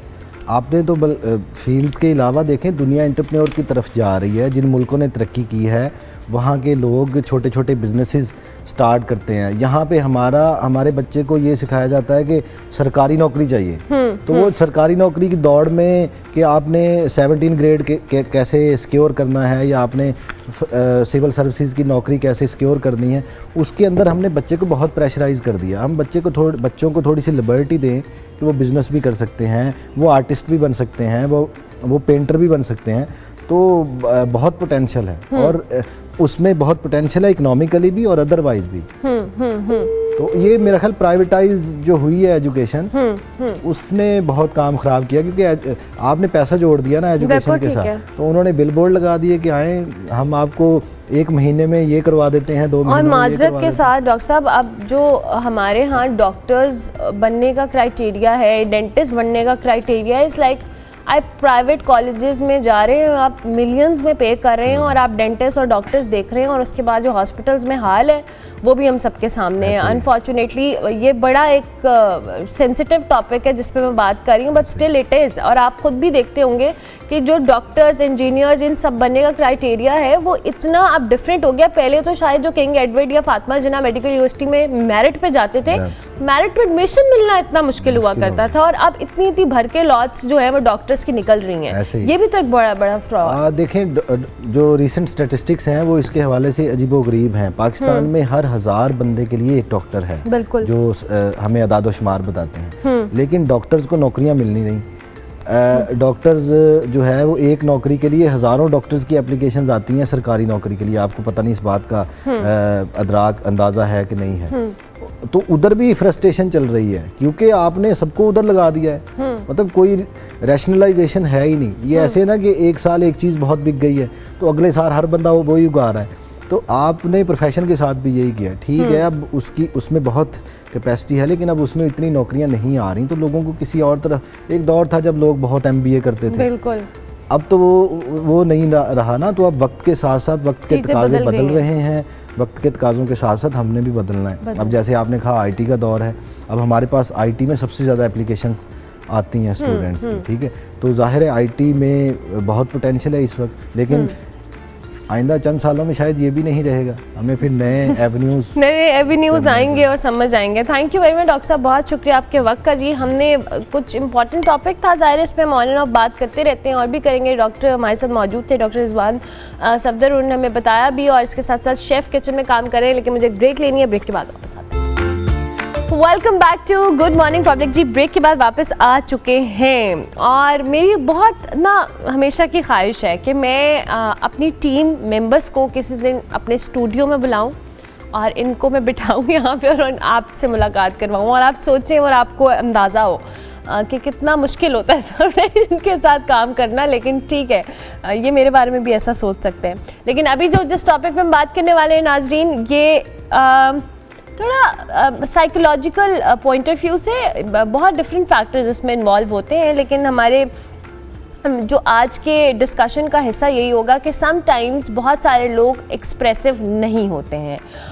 जब उनको कोई परेशानी होती है, कोई बात बुरी लगती है, नाराज़गी होती है किसी से, तो वो उसको एक्सप्रेस नहीं कर पाते हैं या उसको बारे में वोकल नहीं होते, और फिर जब खामोशी में बैठे रहते हैं, जब उनसे पूछा जाता है, बार बार कहा जाता है, लेकिन वो एक जवाब जो कुछ नहीं वाला होता है वो आता है, मुसलसल आता है। और उसकी रीजंस क्या हैं कि जी क्यों लोग इतने वोकल या एक्सप्रेसिव नहीं होते towards their problems, their anger. तो आज हम पैसिव एग्रेसिव बिहेवियर के हवाले से बात करेंगे कि क्यों होता है और आप अपने इमोशंस को क्यों इतना दबा के या छुपा के रखते हैं और आप एक्सप्रेस नहीं कर पाते हैं। इसी पे बात करेंगे। डॉक्टर ताहिरा मालिक हमारे साथ मौजूद हैं, उनको हम खुशामदीद कहते हैं। Thank you very much. कैसी हैं आप? जी मैं ठीक हूँ अल्हम्दुलिल्लाह। डॉक्टर साहिबा, ये वाकई बहुत ज़्यादा प्रैक्टिस है। Even most of the time I usually do it कि मुझे अगर कोई चीज़ बुरी लग रही है, कभी कभी मैं बहुत एक्सप्रेस करती हूँ और समटाइम्स आई फील लाइक कि नहीं कुछ नहीं, ये वाला ये क्यों होता है ये बिहेवियर? देखिए, इसको सादा लफ्ज़ों में अगर बात करें तो ये वो रवैया होता है जिसमें पहेलियाँ सुलझाने वाला। कि चलो अब मेरा जो है ये मूड है, अब तुम सुलझाओगे कि रीज़न क्या है। उसके पीछे जब हमें कोई चीज़ बुरी लग जाती है और हम एक्सप्रेस नहीं कर पाते हैं तो फिर उसमें मोकिंग होती है, सरकाज़म होता है, आप चीज़ें थ्रो करें। ख़वातीन ज़्यादा करती हैं कि जब हस्बैंड से अगर नाराज़गी है तो चीज़ें ज़ोर ज़ोर से मार रहे हैं, दरवाजे मार रहे हैं। अटेंशन भी चाहिए और बताना भी चाहिए, लेकिन बताना नहीं है। इसमें होता क्या है, जिसमें मैं बहुत ज़्यादा इसको पिटी भी फील करती हूँ कि जो इंसान सफ़र कर रहा है उसके रिश्ते ख़राब हो जाते हैं इसकी वजह से, लोग डिस्टेंट हो जाते हैं और फिर बाज़ दफ़ा इग्नोर भी करने लगते हैं। उसका काम है, इसकी आदत है, कुछ टाइम के बाद ये खुद ही सेटल डाउन हो जाएगा। लेकिन यहाँ पे हम कुछ फैक्टर्स जो बहुत इंपॉर्टेंट हैं उनको इग्नोर कर रहे हैं। उसके पीछे एक लंबी स्टोरी है, वो इंसान ने ये चीज़ अडॉप्ट क्यों की। There could be lot of factors behind their behaviour. अब उसमें उनका चाइल्डहुड ट्रॉमा हो सकता है, शायद उन्हें उनके पेरेंट्स अटेंड ही नहीं करते थे, शायद उन्हें जो आप कह लें कि इमोशंस एक्सप्रेस करने की फ्रीडम नहीं थी। तीसरा एक सबसे बड़ा रीज़न ये होता है कि आपकी लो सेल्फ इस्टीम है। आपको लगता है if you are going to express your feelings, शायद वो वैलिड नहीं है, शायद लोग आपको जज करेंगे, शायद अगला डीवैल्यू कर देगा, मेरा रिश्ता तबाह हो जाएगा। जबकि आपके चुप रहने से रिश्ते ज़्यादा तबाह होते हैं। और ये अब्यूज़ इंसान खुद को भी कर रहा होता है और दूसरों को भी कर रहा होता है। बिल्कुल ऐसे। अच्छा डॉक्टर आएगा, ये आपने जैसे कहा कि बहुत लंबी स्टोरी होती है, हम ये अडॉप्ट करते हैं चीज़ ओवर टाइम। उसमें क्या ये फैक्टर भी इन्वॉल्व होता है कि समटाइम्स जब आपने बहुत सारी चीज़ें किसी से डिस्कस की हों या आप एक्सप्रेसिव भी हुए, the way the other person responds toward that situation, towards your behaviour और समथिंग एल्स, ये भी एक फैक्टर होता है कि फिर कहते हो कि इस पे तो इसका असर नहीं होना, या इसने तो उसकी तवज्जो नहीं देनी, या इसको कोई उसने सीरियसली नहीं लेना, आई शुड कीप क्वाइट। बिल्कुल, क्योंकि जब आप शेयरिंग कर रहे होते हो तो आप इन रिटर्न एक्सपेक्ट कर रहे होते हो अगले इंसान से इमोशनल सपोर्ट भी, या फिर आप कह लें कि इन टर्म्स ऑफ उसके फेशियल एक्सप्रेशंस क्या हैं, उसका जेस्चर क्या है, उसका रवैया आपकी तरफ क्या हुआ है। जब वो नहीं हो रहा होता तो फिर हम अपने दरवाजे बंद कर लेते हैं उस इंसान के लिए। जबकि यहाँ पे हमें कोपिंग स्ट्रेटेजी की ज़रूरत है कि शेयरिंग सिलेक्टिव लोगों के साथ की जाए। रीज़न्स जो हैं आपके गुस्से के या आपकी नाराज़गी के या आपके हर्ट के, उनको वर्बली बताया जाए। इसको हम कहते हैं असर्टिवनेस। असर्टिवनेस हमारे में नहीं है। यहाँ तो हम एक्टिव एंगर करते हैं, मतलब रादर देन कि हम प्रोसेस करें चीज़ों को, सोचे समझे कि शायद उसका पर्सपेक्टिव ये था, मैंने गलत परसीव कर लिया, हम यहाँ तो फौरी रिप्लाई करेंगे या फिर हम अपने आप कह लें कि नटशेल में चले जाएंगे। और वो एक रैबिट होल है जिसमें आप फंस जाते हैं और उससे निकलना मुश्किल हो जाता है। अच्छा, अब इस सिचुएशन में जब इस तरह का कोई हम एक्सपीरियंस कर रहे होते हैं, और चाहे वो रिलेशनशिप में कपल है, हस्बैंड वाइफ है, फ्रेंड्स हैं, पेरेंट्स हैं, कोप अप स्ट्रैटेजी क्या होनी चाहिए? जाहिर है एक इंसान को ये प्रॉब्लम है, क्योंकि और ये आपने खुद कहा कि अच्छी चीज़ नहीं है, आपके रिलेशंस, आपकी सोशल लाइफ इफेक्ट हो रही है बहुत बुरी तरह। इसको बेहतर या इससे बचने के लिए किया क्या जा सकता है? सबसे पहले तो ये चीज़ समझ लें, कम्युनिकेशन इज़ द की। अब आर्ट ऑफ कम्युनिकेशन सीखना सबसे पहले ज़रूरी है। लॉट ऑफ जो है आप कह लें वर्ड्स और डिटेल्स बाज़ दफ़ा अगले को जिच कर देते हैं या बोर कर देते हैं। अपनी चीज़ों को थोड़ा सा एक तो समराइज़ करें और राइट टाइम पे राइट बंदे से उस चीज़ को बात करें। हमारे जो कपल्स होते हैं वो ज़्यादातर बात करते करते लड़ने लगते हैं और वो बात वहीं पे रह जाती है, और जो सबमिसिव होता है वो ये अडॉप्ट कर लेता है। बिल्कुल ऐसा अच्छा, आई विल नॉट टॉक, और फिर नुकसान क्या होता है पैसिव अग्रेसिव बिहेवियर का, कि आप उस टाइम पे फटते हैं जब आपके पास कोई रीज़न नहीं होता है, क्योंकि आपने 10 चीज़ों पे तो इग्नोर किया था। अब 11वीं इतनी छोटी सी बात थी कि देखने वाले भी कहेंगे कि ये क्या था, क्योंकि वो छोटी बात आपको ट्रिगर कर देती है मोस्ट ऑफ द टाइम, क्योंकि 10 बड़ी बातें आपने इग्नोर कर देते हैं। और समटाइम्स किसी ने आपको किसी करके आवाज दे के भी बुलाया, वो आपको ट्रिगर हो जाएगा और वो जो 10 बातों की फ्रस्ट्रेशन है आप वो निकाल देते हैं। बिल्कुल ऐसे। और इसमें देखिए लोग इससे फ़ायदा क्या उठाते हैं, ऑब्स्ट्रक्टिव अब्यूज़ करने लगते हैं आपका।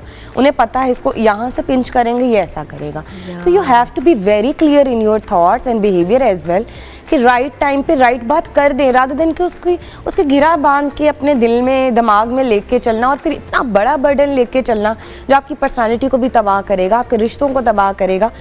पीपल विल गोना जज यू, आपके बिहेवियर से ही तो हम एक दूसरे को जज कर रहे हैं। लेकिन अब इसमें अक्सर एक और फैक्टर भी ना, कि अगर आपने किसी बच्चे की बात कर लेते हैं, किसी बड़े की बात कर लेते हैं, आपने एक चीज उसको कम्युनिकेट कर दी, आपने एक पॉइंट कि आपको ये चीज नहीं पसंद, और इवन चले कपल्स में बात करती है, आप अपने हस्बैंड या वाइफ को कह रहे हैं कि मुझे ये चीज नहीं पसंद, लेकिन उसके बाद वो रिपीटेडली उसको कर रहा है और वो करे जा रहा है, और फिर आप समझते हैं कि आपने जो बात 1 या 2 दफा कर दी है उसकी वैल्यू नहीं है। And when you feel you know कि आपकी किसी बात की वैल्यू या वजन नहीं है, फिर आप उस साइलेंट मोड पे या क्वाइट मोड पे जाते हैं। इसमें एक छोटी सी चीज़ समझने वाली है, जब हम बच्चों की ट्रेनिंग कर रहे होते हैं, तरबियत कर रहे होते हैं, तो अक्सर माएँ ये चीज़ बड़ा आप कह लें पढ़ी लिखी हैं या नहीं है, कॉन्शियसली और अनकॉन्शियसली ये कर रही हैं कि बच्चा जब अच्छा करता है तो उसे हक करते हैं, प्यार करते हैं, और जब वो बुरा कर रहा होता है तो डांट पड़ती है। इसका मतलब है कि हमारी रीइंफोर्समेंट तो हमारे बचपन से हमारे साथ है। अगर एक इंसान आपकी बात को डीवैल्यू कर रहा है, सुन नहीं रहा, तो आप उसकी पेनल्टी सेट करेंगी। अच्छा, आप अगर वही पूरा दिन उसकी वही हाथर तवाज़ो करते रहोगे, आपके रवैये में चेंज नहीं आएगा, तो वो इंसान आपकी बात को वैल्यू नहीं करने वाला। यू हैव टू आप कह लें कि explore the reasons behind that, कि क्यों कर रहा है, और लेट्स सपोज उसको आपसे एक चीज़ रिक्वायर्ड है, आप उसको विदहोल्ड कर सकते हो, आप बात कर सकते हो, आप अपने रवैये से गलत करने की बजाय आप उसकी जो है वो स्ट्रेटेजी उसी पे अप्लाई कर सकते हो। वेरी वेरी गुड ट्रिक, आप भी अब उसकी की हुई स्ट्रेटेजी उसी पे अप्लाई करें। अच्छा डॉक्टर ताहिरा, मैं आपकी जब दोबारा आती हूँ, हम जरा किचन में चलते हैं। ऐसे लग रहे पालक के पकौड़े बन रहे हैं, लेकिन क्योंकि पालक की पापड़ी चाट है, ऐसा ही है पकौड़े बन रहे हैं पहले? पालक पापड़ी चाट है ये। ठीक है, इसमें क्या क्या किया है अभी तक, आप हमें थोड़ा सा बताएं। जी मैम, इसका बैटर हमने तैयार किया है कॉर्नफ्लोर, राइस फ्लोर और प्लेन फ्लोर की मदद से। ठीक है, और अभी हम इसको फ्राई कर रहे हैं। इसके बाद हमारी प्रेपरेशन रेडी है। उसमें क्या क्या है वो भी बता दें। उसमें हमारे पास पोमीग्रेनेट है, चाट मसाला है, कुछ अनियन और प्याज क्यूब काटे हुए हैं, और मिंट, कोरिएंडर ये चॉप किया हुआ है। ठीक है, और इसको आप सबको योगर्ट के अंदर करेंगे, राइट? जी बिल्कुल, योगर्ट के अंदर 3 किस्म की, डिफरेंट किस्म की हमारे पास सॉसें पड़ी हुई हैं, 3 किस्म की सॉस भी पड़ी हुई है, 3 तरह की। ओके, ठीक हो गया। अच्छा, अब डॉक्टर ताहिरा, ये तो हो गया हमारा रिलेशनशिप। इवन हमने घरों में प्रैक्टिस ये भी देखी है कि जो सिबलिंग्स होते हैं उनके अंदर चीज़ कपल से ज़्यादा कॉमन होती है। यू नो, हम सिर्फ इस तरह के टॉपिक्स को कपल बाउंड कर देते हैं कि ये उन्हीं में होता है, लेकिन सिबलिंग्स भी आपकी लाइफ में उतना ही एक रोल रखते हैं, बिकॉज आपका चाइल्डहुड, आपकी सारी लाइफ जो है उनके साथ गुजरी होती है, और जो चीज़ें आप उनके साथ प्रैक्टिस कर रहे होते हैं, कहीं ना कहीं वही चीज़ आपकी मैरिड लाइफ में भी डिपेक्ट हो रही होती हैं। बहन भाइयों में भी तो ये बहुत मसला है, बहुत ज़्यादा। देखिए, इसमें एक चीज़ हम लोग इस बारे में बात नहीं करते, बार्गेनिंग का हर किसी को पता होता है। इसमें आपको बिहेवियर बार्गेनिंग करनी है, एक आर्ट है जो हमारे पेरेंट्स को भी सिखाना चाहिए है। हम इतना ज़्यादा इस पे फोकस करते हैं गिवर गिवर गिवर, और आप बिहेवियर बार्गेनिंग सिखाते ही नहीं है। व्हाट यू डिज़ायर और अगला बंदा क्या डिज़ायर करे, यू विल बार्गेन दैट, कि अगर आप if you are going to deal with me in this way, मैं इसी तरीके से करूँगा, जिसे बिहेवियर मिररिंग सादा लफ्ज़ों में कहा जाता है।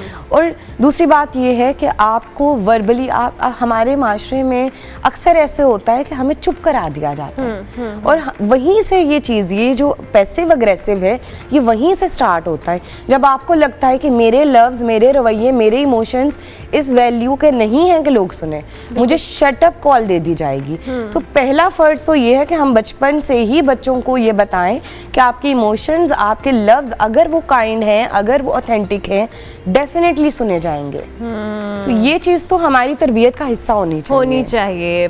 बहुत इंपॉर्टेंट बातें डॉक्टर साहब आपने की। थैंक यू वेरी मच, बहुत शुक्रिया। डॉक्टर ताहिरा मालिक हमारे साथ मौजूद थी जी। हम डिस्कशन कर रहे थे बहुत सारे साइकोलॉजिकल फैक्टर्स को लेके। हम ब्रेक लेंगे, ब्रेक के बाद वापस आएंगे। आप देखते रहिए good morning public. Welcome back to good morning public ji. Programme का बिल्कुल आखिरी हिस्सा है। हम आपकी मुलाकात एक आर्टिस्ट से करवाएंगे। मुदस्सिर काज़मी हमारे साथ मौजूद हैं। ये बेसिकली एक आर्टिस्ट भी हैं और वायलिन भी प्ले करते हैं और इसके साथ साथ गेमिंग इंडस्ट्री के अंदर ये एज अ आर्ट डायरेक्टर काम भी कर रहे हैं। इनको हम खुशामदीद कहते हैं। अस्सलाम वालेकुम। वालेकुम अस्सलाम। कैसे हैं आप? खैरियत से? अल्हम्दुलिल्लाह। मुदस्सिर साहब, सबसे पहले तो मुझे बताएं, ये आपका जो बेसिकली काम तो आप एज एन आर्टिस्ट कर रहे हैं, चूँकि आपने गेमिंग इंडस्ट्री की बात की, कब से ये कर रहे हैं, कब स्टार्ट हुआ आपका ये सफ़र? आर्ट से लगाव तो मेरा बचपन से है, बिल्कुल शुरू से ही मैं इसमें था। और फिर प्रॉपर तालीम ली नक्श स्कूल ऑफ आर्ट से, फिर पंजाब यूनिवर्सिटी से बैचलर किया। और वाटर कलर मेरा जो है वो पैशन है। वो मैं पाकिस्तान पूरा मैंने काफ़ी नॉर्दर्न एरियाज़ भी लाइव पेंट किए हैं जाके। वाओ। और पाकिस्तान को मैंने रिप्रेजेंट किया है टर्की में इंटरनेशनल वाटर कलर फेस्टिवल में, फिर इटली में भी एक एग्जीबिशन में हिस्सा लिया था। और पाकिस्तान का जो लार्जेस्ट पोर्ट्रेट है कायद आज़म का, वो मैंने बनाया है। वाओ। और सेकंड लार्जेस्ट है अबू अली सीना का, वो मैंने पेंट किया था। ज़बरदस्त। एंड लॉन्गेस्ट म्यूरल है 1 किलोमीटर, वो भी मैंने पेंट किया हुआ है। Lovely lovely. और ये आपके कुछ आर्ट पीसेस हमारे सामने भी पड़े हैं, ये भी अगर आप हमें दिखा सकें या इनके बारे में बता सकें, जो भी आपको लगता है कि आपने, वैसे तो हर आर्टिस्ट के लिए उसका सारा काम बहुत फेवरेट होता है, लेकिन जाहिर है कुछ चीज़ें होती हैं जो आपके दिल के बड़ी करीब होती हैं। इसमें ये मैं बिल्कुल रॉ फॉर्म में लेके आया हूँ। बिल्कुल, आप मुझे प्लीज़ कुछ इसको करना हाँ है। ऐसे कर लें। यस।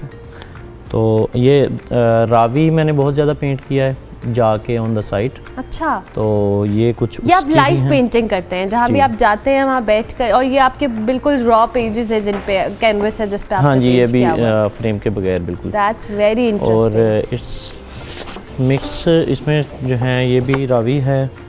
वाओ। फिर और आप ज़्यादातर वाटर कलर्स को इस्तेमाल करते हैं? जी, वाटर कलर बड़ा चैलेंजिंग मीडियम है, इस वजह से मुझे बड़ा पसंद है। ऑयल पेंट की तरफ जब भी मैं गया हूँ वो मुझे थोड़ी उसमें इजीनेस फील हुई है, तो मैंने इस वजह से ओके, ये चैलेंजिंग होता है वाटर attract कलर। नहीं किया। हाँ ठीक हो गया। ये हुंजा है, हुंजा। हुंजा का इबादत खाना है उनका। क्या बात है, क्या बात है। मुझे बताएं मुदस्सिर साहब, आपके सोशल मीडिया पे आप अपना ये काम कमर्शियली भी कर रहे हैं या नहीं? सोशल मीडिया पे है, एम काज़मी स्टूडियोज़ के नाम से। मैंने यूट्यूब चैनल भी बनाया हुआ था, उसमें काफ़ी लोगों को टीच भी किया है। अभी वो किसी वजह से बंद हो गया, लेकिन काफ़ी अरसा इंडिया से बड़ी फ़ैन फॉलोइंग थी, वो बड़ा अप्रिशिएट करते थे। आपका काम बहुत ज़बरदस्त है। अच्छा, ये आर्टिस्ट या पेंटिंग्स तो आप कर रहे हैं, वायलिन का शौक़ आपको कैसे हुआ? वायलिन का शौक़ मुझे जो मेनली शौक़ हुआ था वो हुआ था सुर फिल्म देख के, इंडिया की। हाय, सबने उस मूवी को देख देख के वायलिन का शौक़ आया, बिल्कुल तो ऐसा ही है। उससे बड़ा मज़ा आया था। और ये भी इंस्ट्रूमेंट्स में ये भी टफेस्ट इंस्ट्रूमेंट है, जैसे वाटर कलर मीडियम जो है पेंटिंग में टफेस्ट है, इस तरह इंस्ट्रूमेंट्स में वायलिन है। तो आपको कितना टाइम लगा वायलिन सीखने में? अभी मैं सीख रहा हूँ, प्रॉपर असल में टाइम नहीं मिल रहा because of job and family. तो ये शौकिया ही है, इसमें कोई प्रोफेशनल। अभी हम आपसे कुछ सुनेंगे इस वायलिन पे जो Sure, भी होगा। अच्छा sure, जी, मीनवाइल हमारे किचन में तो गफूर साहब ने जो पालक पापड़ी चाट है वो रेडी करने के लिए अपना सामान सेट कर लिया है। थोड़ा सा हमारे देखने वालों को जी बता दें, और साथ साथ कुछ मिक्सिंग जो आपने करनी है वो भी कर जी लें। बिल्कुल मैम, जो पापड़ी चाट है हमारा पालक पत्ता जो है वो फ्राई हो चुका है। ठीक है, इस पर आपने जो कोटिंग की है जी बैटर बिल्कुल, की, ठीक बैटर है में कोटिंग की है इसकी। अब इसको हम डिश आउट करने लगे हैं। ठीक है, आप करें साथ साथ और बताते रहे क्या क्या चीज़ों का आप इस्तेमाल जी कर रहे हैं। बिल्कुल। सबसे पहले तो मैं पालक जो हमारा फ्राई हुआ हुआ है ठीक है। वो लगाऊंगा।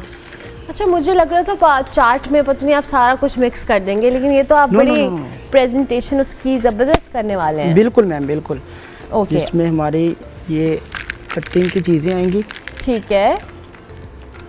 भी हमारा टमाटो आएगा, टोमेटोज ऐड कर रहे हैं आप, इसके बाद अनियंस, अनियंस ऐड किए हैं आपने। Okay, very good.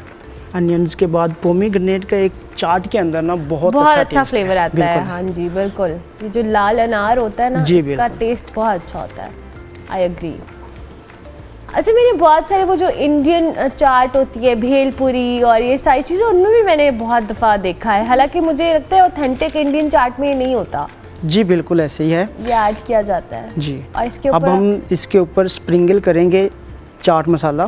Chaat masala. Okay, कितनी कलरफुल इस- चाट लग रही है जी, कैमरे बिल्कुल। में। ओके, थोड़ा सा इसके ऊपर हमारा जो कोरिएंडर और मिंट चॉप हुआ था ना, वो भी वो ठीक हम है। इसके ऊपर लगाएंगे।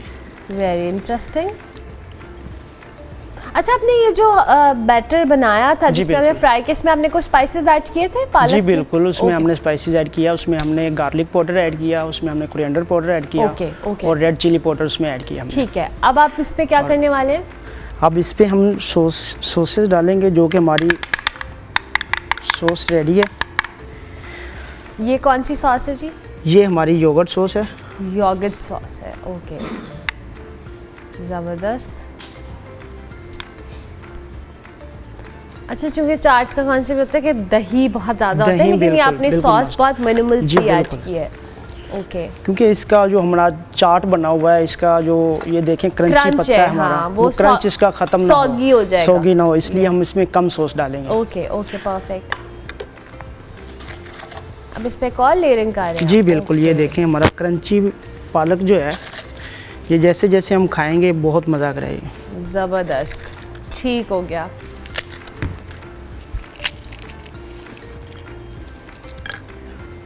और ये बिल्कुल इसके ऊपर अभी आपने और चीज़, अभी आप जी, कोटिंग करेंगे और कोई और सॉस ऐड करनी है आपने इसमें? जी मैम, हमने नीचे जो सॉस ग्रीन सॉस भी ऐड कर ली थी, और हमने इसमें इमली सॉस भी ऐड कर ली। Okay, done. आप ठीक है। इस पे करते रहे, कैमरा साथ साथ दिखाता रहेगा। मीनवाइल हमारे पास जी, बिल्कुल। चूँकि हमारे दूसरे गेस्ट भी मुदस्सिर साहब मौजूद हैं, मुदस्सिर साहब मुझे थोड़ा सा बताएं, ज़ाहिर एक आर्टिस्ट बहुत जगहों से इंस्पिरेशन लेता है, बहुत सारे आर्टिस्ट होते हैं जिनको आप पसंद भी करते होंगे अपनी आर्ट के लिए, कौन से ऐसे आर्टिस्ट हैं? जो मेनली मेरी इंस्पिरेशन है वो बारोक पीरियड 18वीं सदी के हैं, 16वीं सदी के Rembrandt. Okay, he is the most greatest artist in my sight. और अभी के जो हैं हाज़िर, उनमें पाकिस्तान में जो हैं अली साजिद बहुत अच्छे हैं, उनसे बड़ी इंस्पिरेशन है। सरफराज मुसव्विर हैं, गुलाम बास्का मांगर हैं, तो इस तरह से ये उनसे वाटर कलर में इंस्पिरेशन लेते हैं। जी, तो आपकी एग्जीबिशंस होती रहती हैं पाकिस्तान के अंदर? जी या ग्रुप शोज़ काफ़ी होते रहते ग्रुप हैं। शोज करते रहते हैं? सोलो भी तो ठीक हो गया। चलें जी, मुझे प्रोग्राम की क्लोजिंग भी करनी है, और हमारी जो चाट है वो भी रेडी हो चुकी है। जी, बिल्कुल उसके मैम। ऊपर उन्होंने टॉपिंग कर दी है सॉसेस की। जी, अब आप बिल्कुल। इस पे लेमन भी डाल दें? जी बिल्कुल, लेमन हम इसके ऊपर डालेंगे, ताकि इसके ऊपर ओके, अच्छा से इसका टेस्ट भी बन सके और अच्छा इसकी प्रेजेंटेशन हो सके। ज़बरदस्त। Thank you very much Abdul Ghafoor sahab, बहुत शुक्रिया आपका कि जी आप मैम, आए ये और हमारी इतनी डिश बिल्कुल रेडी है। ज़बरदस्त रेसिपी आपने हमारे साथ शेयर की। जी बिल्कुल मैम, और ये डिश हमारी बिल्कुल रेडी है। बिल्कुल ठीक है। रफ्तारी के बाद ये बहुत मज़ा कराने वाली है। ये तो अफ्तारी में भी बहुत जी, मजा आएगा। बिल्कुल। ये मुझे आज फील आ रही थी कि हम रमज़ान की जी, इसमें जा अच्छा। रहे हैं। ज़बरदस्त, thank you Thank you very so much, ma'am. बहुत शुक्रिया। अच्छा जी मुदस्सिर साहब, इन द एंड आप कुछ भी कहना चाहें? आपके बहुत सारे लोग आपको देख रहे होंगे, आर्ट लविंग लोग इस मुल्क में, मुझे लगता है आर्ट से मोहब्बत बहुत सारे लोगों को होती है और कुछ ना कुछ ऑप्ट भी करना चाहते हैं। एनीथिंग यू वांट टू से?